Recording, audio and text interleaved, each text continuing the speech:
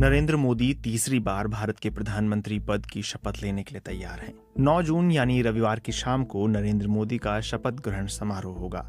शुक्रवार को एनडीए की बैठक हुई जिसमें मोदी को संसदीय दल का नेता चुना गया। इसके बाद मोदी ने कहा कि 9 जून की शाम को नई सरकार शपथ लेगी। शपथ ग्रहण समारोह राष्ट्रपति भवन के फोरकोर्ट में होगा। इस समारोह की तैयारियां जोर शोर से की गई हैं और कई देशों के प्रमुखों को भी बुलाया गया है।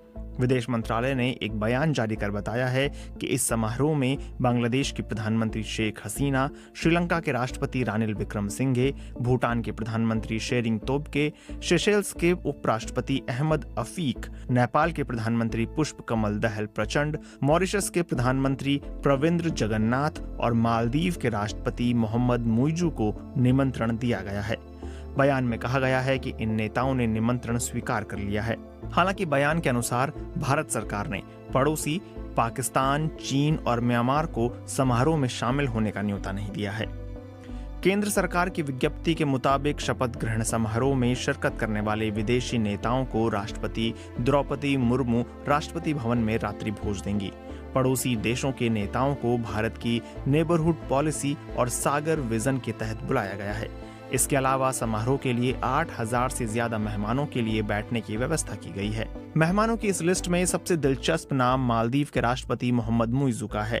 उन्होंने भारत सरकार का न्योता स्वीकार भी कर लिया है।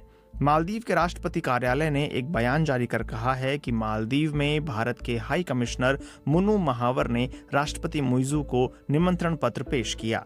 मुइजू ने कहा है कि इस ऐतिहासिक मौके का गवाह बनना उनके लिए सम्मान की बात होगी। उन्होंने कहा कि वो भारत के साथ अपने नजदीकी संबंधों को और मजबूत करने के लिए पीएम के साथ मिलकर काम करने के लिए उत्सुक हैं और उनकी ये यात्रा ये साबित कर देगी कि मालदीव भारत संबंध सकारात्मक दिशा में आगे बढ़ रहे हैं। मोहम्मद मुइजू के मालदीव का राष्ट्रपति बनने के बाद से भारत और मालदीव के रिश्तों में तनाव बढ़ा है। राष्ट्रपति बनते ही मुइजू ने भारत से अपने सैनिक मालदीव से हटा लेने को कहा था।